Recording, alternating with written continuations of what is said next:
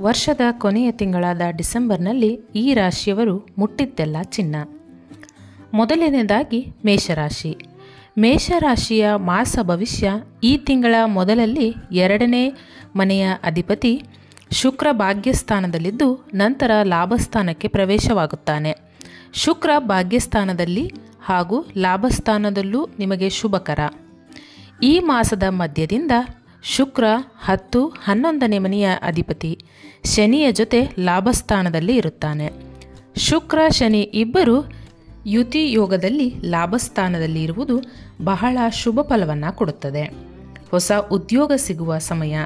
ಯಾವುದೇ ಕೆಲಸದಲ್ಲಿ ಯಶಸ್ಸು, ಜಯ ಲಭಿಸುತ್ತದೆ. 6ನೇ ಮನೆಯಲ್ಲಿ ಕೇತು ಇರುವುದು ಕೂಡ ಹಣದ ಹರಿವನ್ನು ಉತ್ತಮಪಡಿಸುತ್ತದೆ. ಕೇತು 3, 6, 11ನೇ ಮನೆಯಲ್ಲಿ ಲಾಭಕರ. ಶತ್ರುಗಳನ್ನು ದೂರ ಮಾಡುತ್ತಾನೆ. 16ರ ನಂತರ ಸೂರ್ಯ 8ನೇ ಮನೆಯಿಂದ 9ನೇ ಮನೆಗೆ ಪ್ರವೇಶವಾಗುತ್ತಾನೆ. ಈ ಮಾಸ ನಿಮಗೆ ಅಧಿಕ ಶುಭ ಫಲಗಳನ್ನು ನೀಡುವ ಮಾಸವಾಗಿದೆ. 2ನೇ ಮನೆಯಲ್ಲಿ ಗುರು, 6ರಲ್ಲಿ ಕೇತು, ಲಾಭದಲ್ಲಿ ಶುಕ್ರ ಶನಿ, ಭಾಗ್ಯದಲ್ಲಿ ಸೂರ್ಯ. ಈ ಎಲ್ಲ ಗ್ರಹಗಳು ನಿಮಗೆ ಯಶಸ್ಸನ್ನು, ಲಾಭವನ್ನು, ಒಳ್ಳೆಯ ಬದಲಾವಣೆಯನ್ನು ತರುತ್ತದೆ. ಸುಬ್ರಹ್ಮಣ್ಯನ ಆರಾಧನೆ ಮಾಡಿ. ವೃಷಭ ರಾಶಿ ಮಾಸ ಭವಿಷ್ಯ.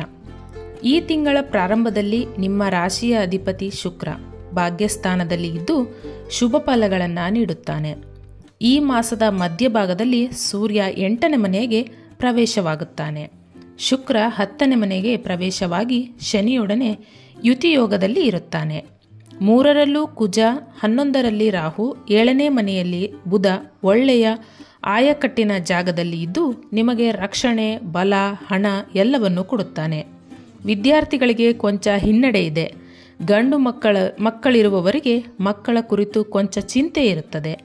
ಲಾಭಸ್ಥಾನದ ರಾಹು ನಿಮಗೆ ಬಹಳ ದೊಡ್ಡ ಶಕ್ತಿ, ಮುನ್ನುಗ್ಗುವ ಛಲ, ಸಾಹಸಗಳು, ಅನಿರೀಕ್ಷಿತ ಧನಲಾಭ, ಕೆಲಸ ಕಾರ್ಯಗಳಲ್ಲಿ ಅಡೆತಡೆ ನಿವಾರಣೆ, ಹೀಗೆ ಬಹಳಷ್ಟು ಒಳಿತನ್ನು ರಾಹುವಿನಿಂದ ನಿರೀಕ್ಷಿಸಬಹುದು. ಉದ್ಯೋಗದಲ್ಲಿ ಒತ್ತಡಗಳು ಇರುತ್ತದೆ, ಆದರೆ ನೀವು ಶ್ರಮಜೀವಿ. ಈ ಒತ್ತಡಗಳನ್ನು ನಿವಾರಿಸಿಕೊಳ್ಳಬಲ್ಲಿರಿ. ದೇವಿ ಆರಾಧನೆ ಮಾಡಿ. ಮಿಥುನ ರಾಶಿ. ಈ ರಾಶಿಯವರಿಗೆ ಮಾಸ ಮಧ್ಯದಿಂದ 9ನೇ ಮನೆಯಲ್ಲಿ ಶುಕ್ರ ಶನಿಯ ಜೊತೆ ಇರುತ್ತಾನೆ. ಶುಕ್ರ ಭಾಗ್ಯಸ್ಥಾನದಲ್ಲಿ ಒಳ್ಳೆಯ ಫಲಗಳನ್ನು ಕೊಡುತ್ತಾನೆ. ಆದರೂ ನಿಮಗೆ ಈಗ ಗುರುಬಲ ಇಲ್ಲ. ಒತ್ತಡ, ಅನಾರೋಗ್ಯ, ಹಣಕಾಸು ಚಿಂತೆ ಇರುತ್ತದೆ. ನೀವು ಬಯಸಿದಷ್ಟು ಧನಲಾಭ ಸಿಗುತ್ತಿಲ್ಲ. ನಿಮ್ಮ ಶ್ರಮ ಹೆಚ್ಚು ಹಾಗೂ ಫಲ ಕಡಿಮೆ ಆಗಿದೆ. ತಾಯಿಗೆ ಒತ್ತಡಗಳು ಇರುತ್ತವೆ. ಈ ಮಾಸದ ಮಧ್ಯಭಾಗದವರೆಗೂ ಸೂರ್ಯ 6ನೇ ಮನೆಯಲ್ಲಿ ಇದ್ದು ಶುಭ ಫಲಗಳನ್ನು ಕೊಡುತ್ತಾನೆ. ಯಾವುದೇ ನಿರ್ಧಾರ ಆತುರವಾಗಿ ತೆಗೆದುಕೊಳ್ಳಬೇಡಿ. ಹಣದ ಖರ್ಚು ಮಾಡುವಾಗ ಹಿಡಿತ ಇರಲಿ. ವಿಷ್ಣುವಿನ ಆರಾಧನೆ ಮಾಡಿ. ಕಟಕ ರಾಶಿ ಮಾಸ ಭವಿಷ್ಯ. 5ನೇ ಮನೆಯಲ್ಲಿ ಬುಧ ಇರುವುದು ಶುಭ ತರುತ್ತದೆ. ಈ ಮಾಸ ಮಧ್ಯದಿಂದ ಸೂರ್ಯ 6ನೇ ಧನಸ್ಸು ರಾಶಿಗೆ ಪ್ರವೇಶಿಸಿದಾಗ ನಿಮಗೆ ಹೆಚ್ಚಿನ ಶುಭ ಫಲಗಳು ಕಾಣಸಿಗುತ್ತವೆ. ಈ ಮಾಸದ ಮಧ್ಯದಿಂದ ಶುಕ್ರ ಹಾಗೂ ಶನಿ 8ನೇ ಮನೆಯಲ್ಲಿ ಯತಿಯೋಗದಲ್ಲಿ ಇರುತ್ತಾರೆ. ಅಷ್ಟಮ ಶನಿಯ ಪ್ರಭಾವ ಶುಕ್ರನಿಂದ ಬಹಳಷ್ಟು ಕಡಿಮೆ ಬರುತ್ತದೆ. ಇನ್ನು ನಿಮಗೆ ಅಷ್ಟಮ ಶನಿಯ ಪ್ರಭಾವ ದಿನೇ ದಿನೇ ಕಡಿಮೆಯಾಗುತ್ತದೆ. ನಿಮ್ಮ ರಾಶಿಯಿಂದ ಕುಜ 2ನೇ ಮನೆಗೆ ಪ್ರವೇಶಿಸಿದಾಗ ದೈಹಿಕ ಕಿರಿಕಿರಿ, ಅನಾರೋಗ್ಯ ನಿಯಂತ್ರಣಕ್ಕೆ ಬರುತ್ತದೆ. ನೀವು ಈಶ್ವರನನ್ನು ಧ್ಯಾನ ಮಾಡಿ. ಇನ್ನು ಸಿಂಹ ರಾಶಿ ಮಾಸ ಭವಿಷ್ಯ. ನಿಮಗೆ ಈಗ ಪರೀಕ್ಷಾ ಕಾಲ. 4ನೇ ಮನೆಯಲ್ಲಿ ಇರುವ ಬುಧನಿಂದ ಮಾತ್ರ ಸದ್ಯಕ್ಕೆ ನಿಮಗೆ ರಕ್ಷಣೆ. 7ನೇ ಮನೆಯಲ್ಲಿ ಶನಿ ನಿಮ್ಮ ರಾಶಿಯನ್ನೇ ನೋಡುತ್ತಾನೆ. ಈ ಮಾಸದ ಮಧ್ಯದಿಂದ ಶುಕ್ರನು 7ನೇ ಮನೆ ಪ್ರವೇಶಿಸಿ ನಿಮ್ಮ ರಾಶಿಯನ್ನು ಶನಿಯ ಜೊತೆ ವೀಕ್ಷಿಸುತ್ತಾನೆ. ಶುಕ್ರ ಶನಿ ಇಬ್ಬರೂ ನಿಮ್ಮ ರಾಶಿಗೆ ಶತ್ರುಗಳಾಗಿರುವುದರಿಂದ ನಿಮಗೆ ಕಿರಿಕಿರಿ ತಪ್ಪಿದ್ದಲ್ಲ. 2ನೇ ಮನೆಯಲ್ಲಿ ಕೇತು ಕೌಟುಂಬಿಕ ಅಶಾಂತಿ ಕೊಡುತ್ತಾನೆ. 8ರಲ್ಲಿ ರಾಹು ಆರೋಗ್ಯದ ಮೇಲೆ ಪ್ರಭಾವ ಬೀರುತ್ತಾನೆ. ಆಹಾರ ಕ್ರಮದಲ್ಲಿ ಎಚ್ಚರಿಕೆ ಇರಲಿ. ಆಸ್ತಿಪಾಸ್ತಿಗಳ ಮೇಲೆ ತಕರಾರುಗಳು ತರುತ್ತಾನೆ. ಎಚ್ಚರಿಕೆಯಿಂದ ಇರಿ. ನಿಮಗೆ ಈಗ ಗುರುಬಲ ಇಲ್ಲ. ಗುರು ದಶಮಸ್ಥಾನದಲ್ಲಿ ಇದ್ದು ವೃತ್ತಿ ಕ್ಷೇತ್ರದಲ್ಲಿ ಒತ್ತಡಗಳನ್ನು ಕೊಡುತ್ತಾನೆ. ತಂತಿಯ ಮೇಲೆ ಹೆಜ್ಜೆಯನ್ನಿಟ್ಟಂತೆ ಈಗ ನಿಮಗೆ ಎಚ್ಚರಿಕೆಯ ನಡೆ ಇರಬೇಕು. ಮನೆಯಲ್ಲಿ ಇರುವವರಿಂದಲೇ ನಿಮಗೆ ವಿರೋಧ ಇದೆ. ನಿಮ್ಮ ಕೈ ಕೆಳಗೆ ಕೆಲಸ ಮಾಡುವವರು ನಿಮ್ಮ ವಿರುದ್ಧ ಪಿತೂರಿ ನಡೆಸುತ್ತಾರೆ. ಈ ಎಲ್ಲ ಸಂಗತಿಗಳನ್ನು ಮನದಲ್ಲಿ ಇಟ್ಟುಕೊಂಡು ಮುಂದುವರಿಯಿರಿ. ಕನ್ಯಾ ರಾಶಿ ಮಾಸ ಭವಿಷ್ಯ. 9ನೇ ಮನೆಯಲ್ಲಿ ಗುರು, 3ರಲ್ಲಿ ಬುಧ, ಲಾಭದಲ್ಲಿ ಕುಜ, 6ನೇ ಮನೆಯಲ್ಲಿ ಶನಿ. ಈ ಎಲ್ಲರೂ ನಿಮಗೆ ಶುಭ ಫಲ ಕೊಡುತ್ತಾರೆ. ಆದರೆ ಗುರು ವಕ್ರವಾಗಿರುವುದರಿಂದ ಹೆಚ್ಚು ನಿರೀಕ್ಷೆ ಮಾಡುವ ಹಾಗಿಲ್ಲ. ಗುರುವಿನ ವಕ್ರತೆ ಹೋಗುವವರೆಗೂ ಕಾಯಬೇಕು.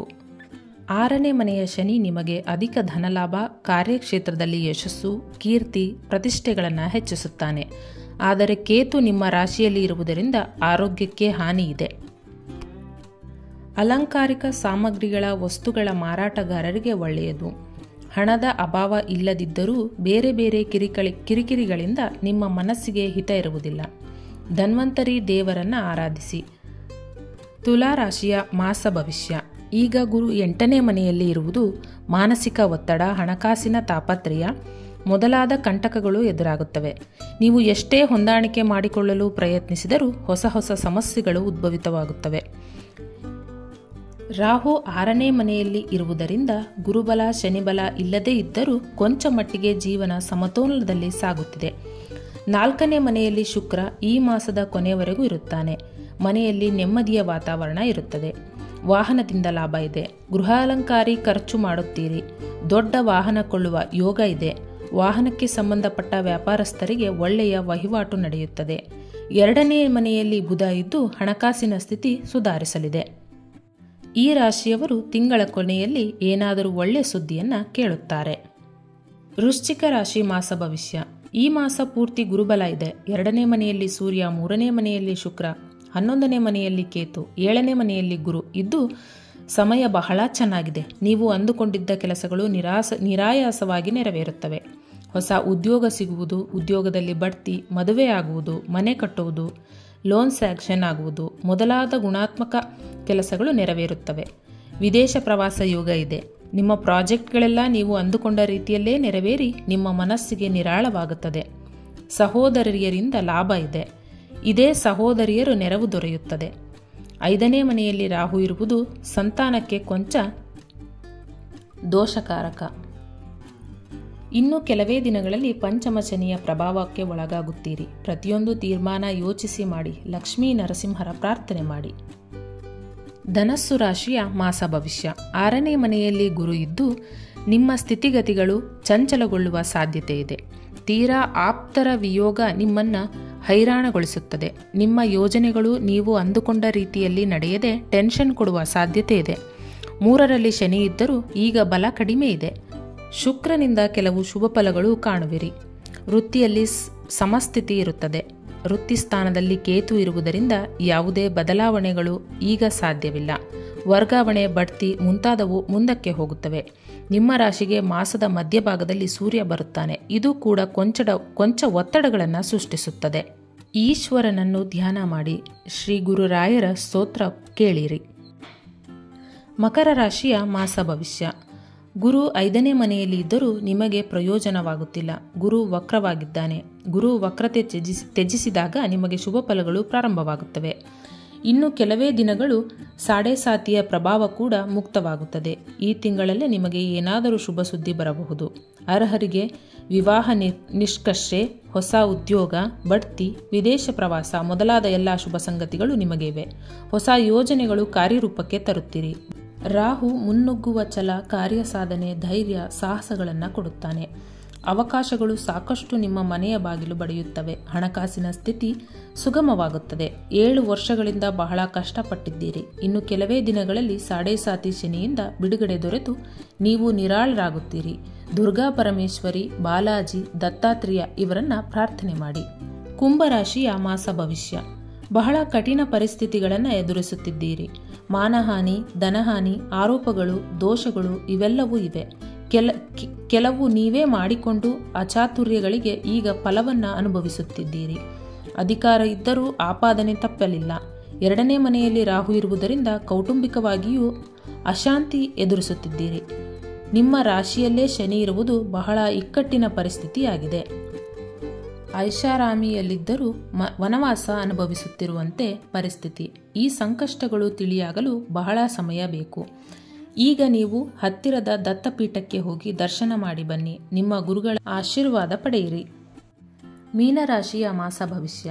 ಕುಂಭರಾಶಿಗಿಂತ ನಿಮ್ಮ ಪರಿಸ್ಥಿತಿ ವಿಭಿನ್ನವಾಗೇನೂ ಇಲ್ಲ. ಹಣಕಾಸು ದುಸ್ಥಿತಿ, ನಿರುದ್ಯೋಗ, ಮನೆಯಲ್ಲಿ ಹಿರಿಯರ ಅನಾರೋಗ್ಯ ಇವೆಲ್ಲವೂ ಇರುತ್ತವೆ. ಪ್ರೀತಿ ಪಾತ್ರರ ನಿರ್ಗಮನವೂ ಆಗಬಹುದು. ಮಾನಸಿಕ ಅಶಾಂತಿ ಇರುತ್ತದೆ. ನೀವು ಸಾಡೆ ಸಾತಿಯ ಮೊದಲ ಭಾಗದಲ್ಲಿ ಇದ್ದೀರಿ. ರಾಹು ನಿಮ್ಮ ರಾಶಿಯಲ್ಲೇ ಇದ್ದಾನೆ. ಇದು ನಿಮ್ಮ ವೈಯಕ್ತಿಕ ಬದುಕಿಗೆ ಬೆಳವಣಿಗೆಗೆ ತೊಡಕನ್ನು ಉಂಟು ಮಾಡುತ್ತದೆ. ಸುಬ್ರಹ್ಮಣ್ಯನ ಆರಾಧನೆ ಮಾಡಿ. ಈ ಮಾಹಿತಿ ನಿಮಗೆಲ್ಲ ಇಷ್ಟವಾಗಿದ್ದರೆ ದಯವಿಟ್ಟು ಲೈಕ್ ಮಾಡಿ. ಮತ್ತಷ್ಟು ವಿಡಿಯೋಗಳಿಗಾಗಿ ನಮ್ಮ ಚಾನಲನ್ನು ಸಬ್ಸ್ಕ್ರೈಬ್ ಮಾಡಿ. ಧನ್ಯವಾದಗಳು.